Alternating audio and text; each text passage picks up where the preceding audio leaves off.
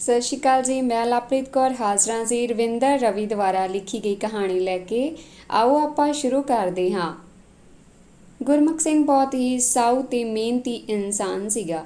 ਉਸਨੇ ਆਪਣੇ ਕਿੱਤਾਕਾਰੀ ਜੀਵਨ ਦਾ ਆਰੰਭ ਇੱਕ ਓਵਰਸ਼ੀਅਰ ਦੇ ਰੂਪ ਵਿੱਚ ਸ਼ੁਰੂ ਕੀਤਾ ਸੀ, ਪਰ ਹੁਣ ਉਹ ਇੱਕ ਐਕਸੀਅਨ ਦੇ ਰੂਪ ਵਿੱਚ ਸੇਵਾ ਮੁਕਤ ਹੋ ਕੇ ਚੰਗੀ ਪੈਨਸ਼ਨ ਲੈ ਰਿਹਾ ਸੀ।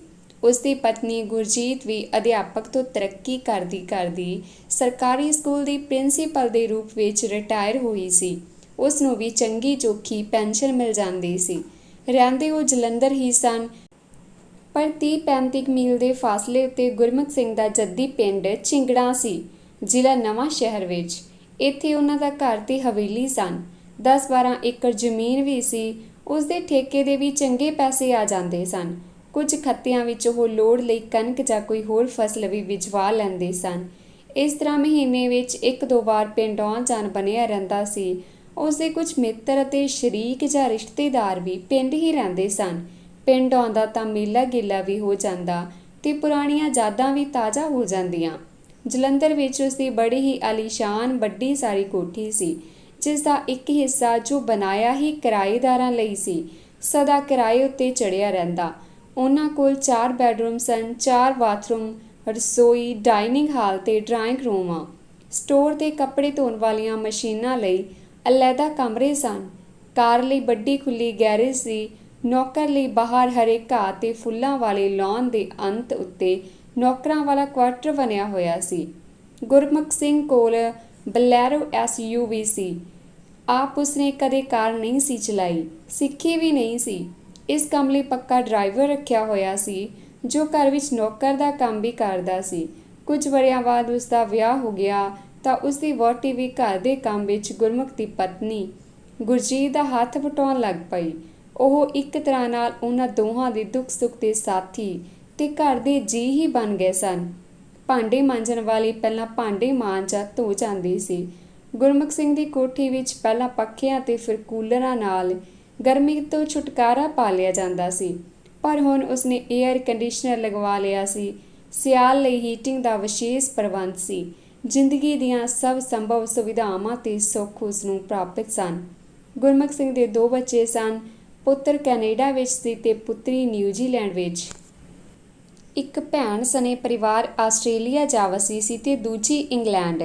ਗੁਰਮੁਖ ਸਿੰਘ ਨੂੰ ਕਦੇ-ਕਦੇ ਇੰਜ ਜਾਪਦਾ ਸੀ ਕਿ ਪੰਛੀ ਉੱਡ ਗਏ ਹਨ ਤੇ ਆਲ੍ਹਣੇ ਵਿੱਚ ਹੁਣ ਬੁੱਢਾ ਤੇ ਬੁੱਢੀ ਅਸਲੋਂ ਇਕੱਲੇ ਰਹਿ ਗਏ ਹਨ। ਅਜਿਹੇ ਸਮੇਂ ਹੀ ਉਸਨੂੰ ਆਪਣੀਆਂ ਦੋਵਾਂ ਭੈਣਾਂ ਤੇ ਖਾਸ ਕਰਕੇ ਦੋਵੇਂ ਬੱਚੇ ਬਹੁਤ ਯਾਦ ਆਉਂਦੇ।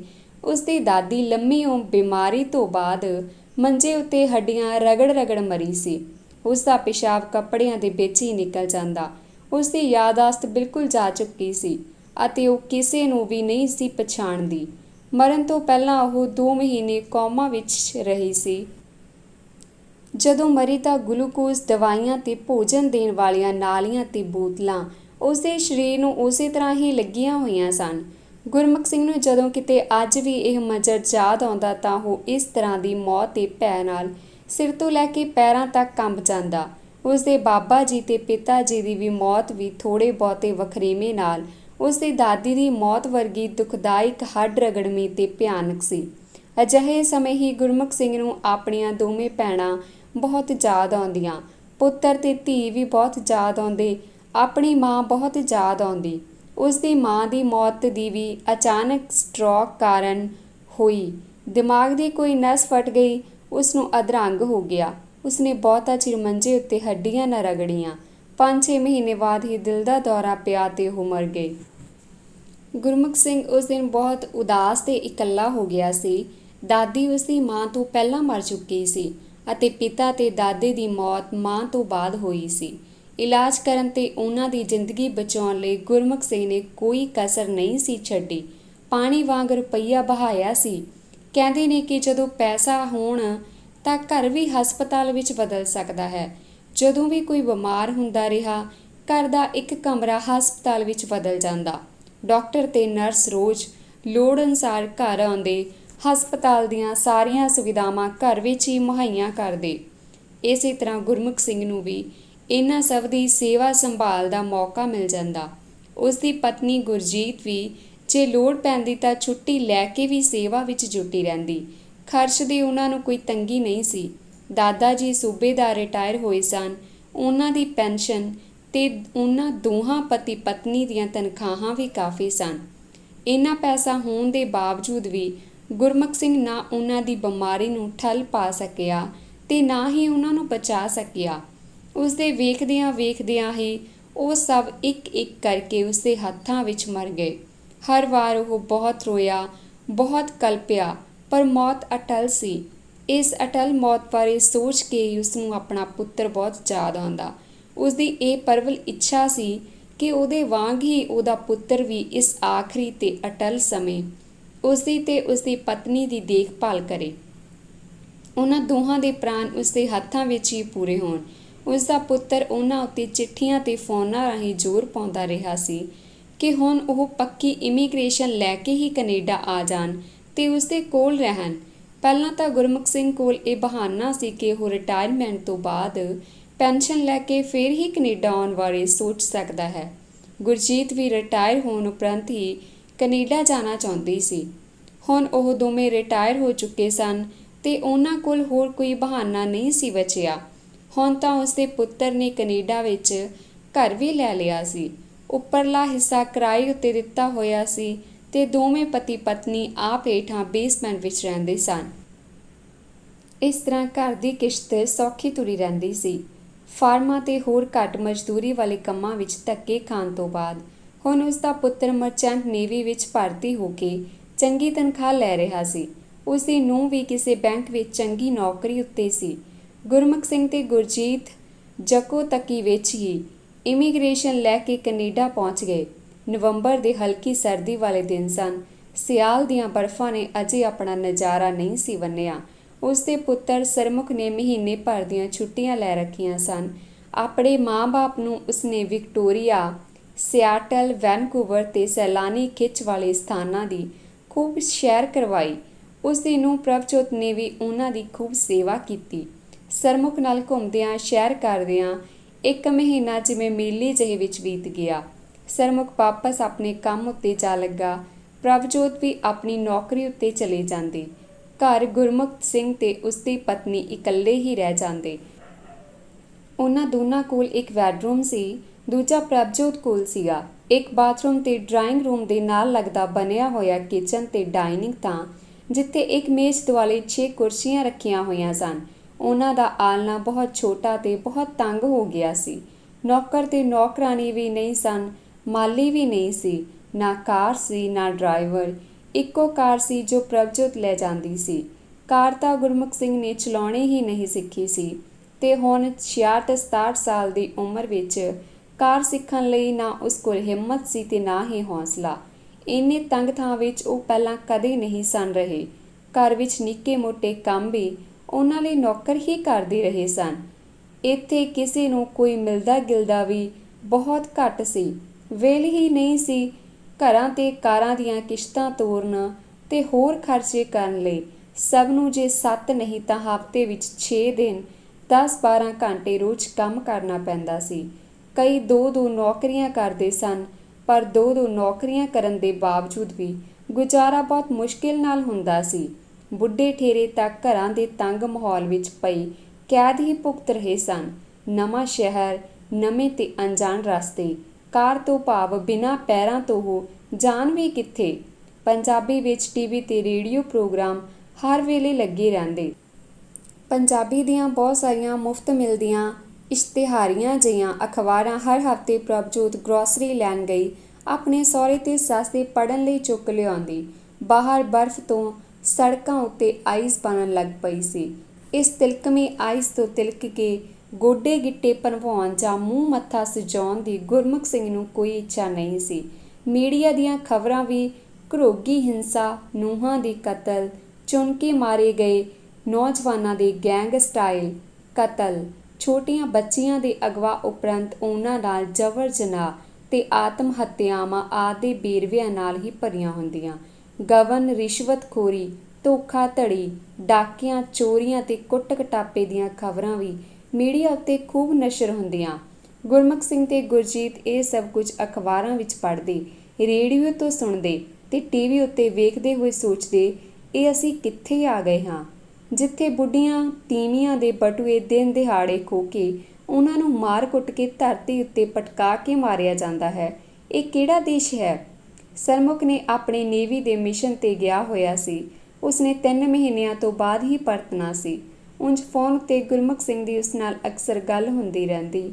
ਜਦੋਂ ਵੀ ਗੁਰਮੁਖ ਸਿੰਘ ਸਰਮੁਖ ਨੂੰ ਇਹਨਾਂ ਘਟਨਾਵਾਂ ਬਾਰੇ ਦੱਸਦਾ, ਉਹ ਅੱਗੋਂ ਹੱਸ ਛੱਡਦਾ ਤੇ ਕਹਿੰਦਾ, ਬਹੁਤੀ ਚਿੰਤਾ ਨਾ ਕਰਿਆ ਕਰੋ, ਹੌਲੀ ਹੌਲੀ ਤੁਹਾਨੂੰ ਵੀ ਇਹ ਸਭ ਵੇਖਣ, ਸੁਣਨ ਤੇ ਸਹਿਣ ਦੀ ਆਦਤ ਪੈ ਜਾਣੀ ਆ।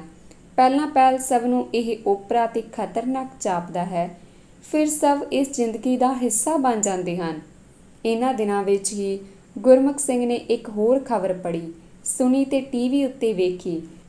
70-72 ਸਾਲ ਦੇ 2 ਪੰਜਾਬੀ ਬਜ਼ੁਰਗਾਂ ਨੂੰ ਗੋਰੇ ਮੁੰਡਿਆਂ ਨੇ ਬੈਟ ਮਾਰ ਕੇ ਇੱਕ ਪਾਰਕ ਦੇ ਬਾਥਰੂਮ ਵਿੱਚ ਬੜੀ ਬੇਰਹਿਮੀ ਨਾਲ ਮਾਰਿਆ ਸੀ।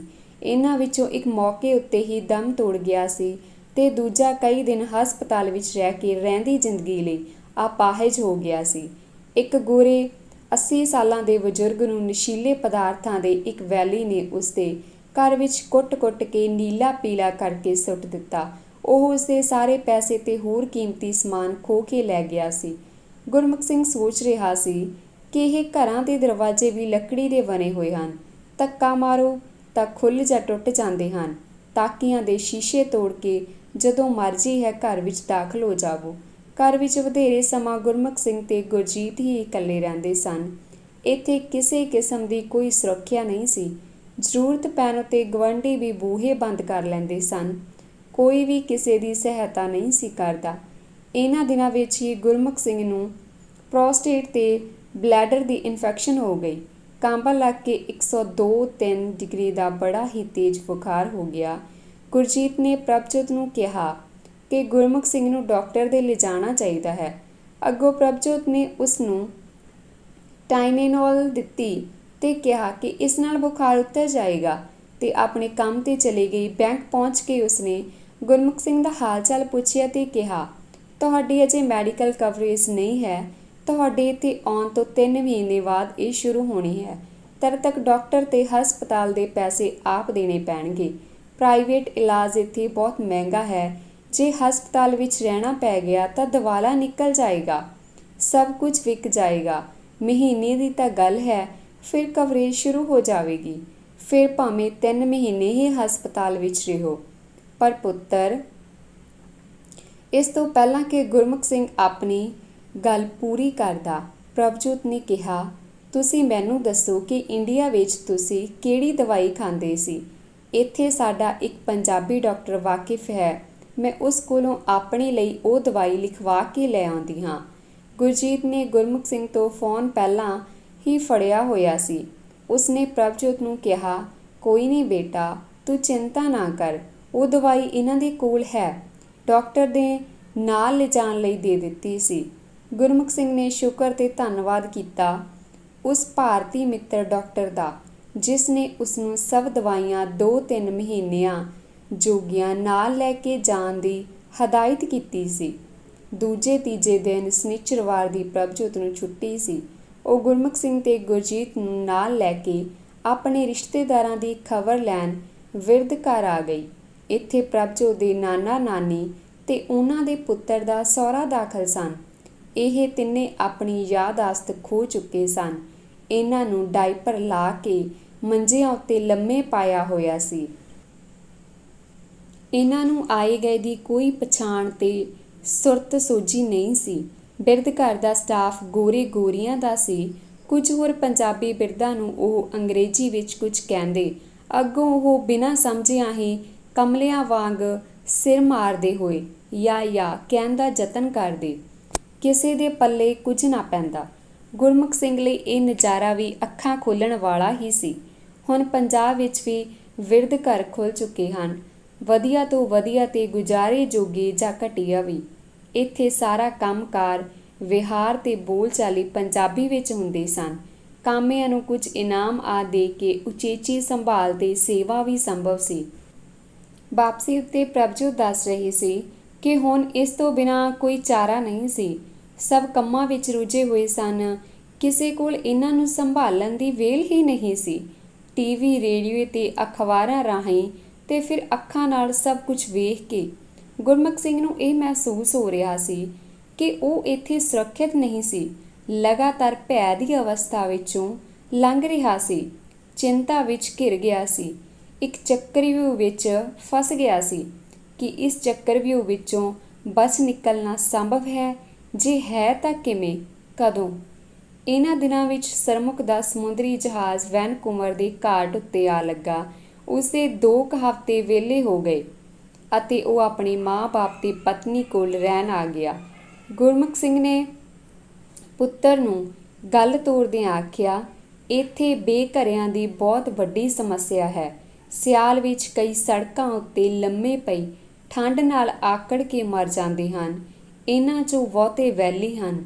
ਅੱਗੋਂ ਸਰਮੁਖ ਬੋਲਿਆ, ਸਾਨੂੰ ਤਾਂ ਇਹੀ ਚਿੰਤਾ ਲੱਗੀ ਰਹਿੰਦੀ ਹੈ ਕਿ ਜੇ ਤੈਨੂੰ ਕੁਝ ਹੋ ਗਿਆ ਤਾਂ ਅਸੀਂ ਵੀ ਬੇਘਰੇ ਹੋ ਕੇ ਇਹਨਾਂ ਲੋਕਾਂ ਵਾਂਗ ਹੀ ਸੜਕਾਂ ਉੱਤੇ ਆਕੜੇ ਨਾ ਪਏ ਹੋਈਏ। ਸੁਖ ਬੋਲੋ ਡੈਡੀ, ਆਪਣਾ ਘਰ ਹੈ। ਵੇਖ ਪੁੱਤਰ, ਇੰਨੀ ਕੁ ਗੱਲ ਮੈਨੂੰ ਸਮਝ ਆ ਗਈ ਹੈ ਕਿ ਘਰ ਅਜੇ ਤੇਰਾ ਨਹੀਂ, ਬੈਂਕ ਦਾ ਹੈ।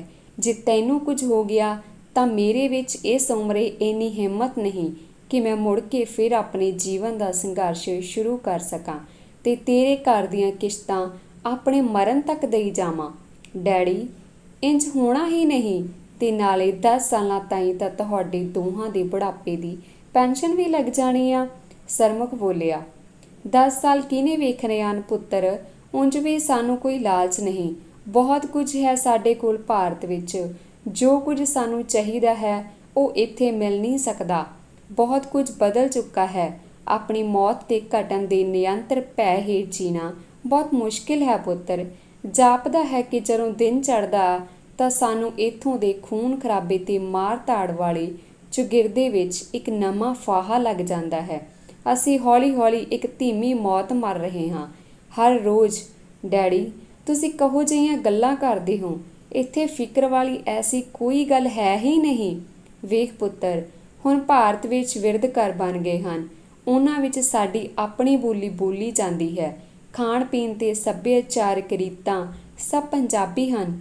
ਅਸੀਂ ਜਿੰਨਾ ਚਿਰ ਹੋਸ਼ ਵਿੱਚ ਤੇ ਤੁਰਦੇ ਫਿਰਦੇ ਹਾਂ, ਰੱਜ ਕੇ ਜਿਉਣਾ ਚਾਹੁੰਦੇ ਹਾਂ, ਸੁਤੰਤਰ ਤੇ ਬੇਖੌਫ ਹਵਾਵਾਂ ਵਿੱਚ ਸਾਹ ਲੈਣਾ ਚਾਹੁੰਦੇ ਹਾਂ ਤੇ ਫਿਰ ਇੱਥੋਂ ਦੇ ਨਿੱਤ ਫਾਹੇ ਲੱਗਦੇ ਹੌਲੀ-ਹੌਲੀ ਮਰਦੇ ਜੀਵਨ ਤੋਂ ਉਲਟ ਆਪਣੀ ਆਈ ਕੁਦਰਤੀ ਮੌਤ ਮਰਨਾ ਚਾਹੁੰਦੇ ਹਾਂ।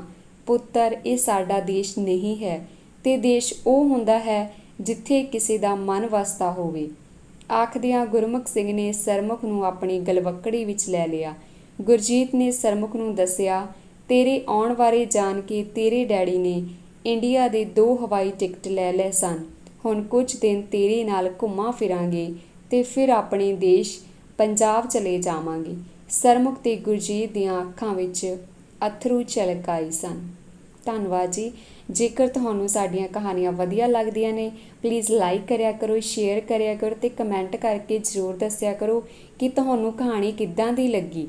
ਧੰਨਵਾਦ ਜੀ।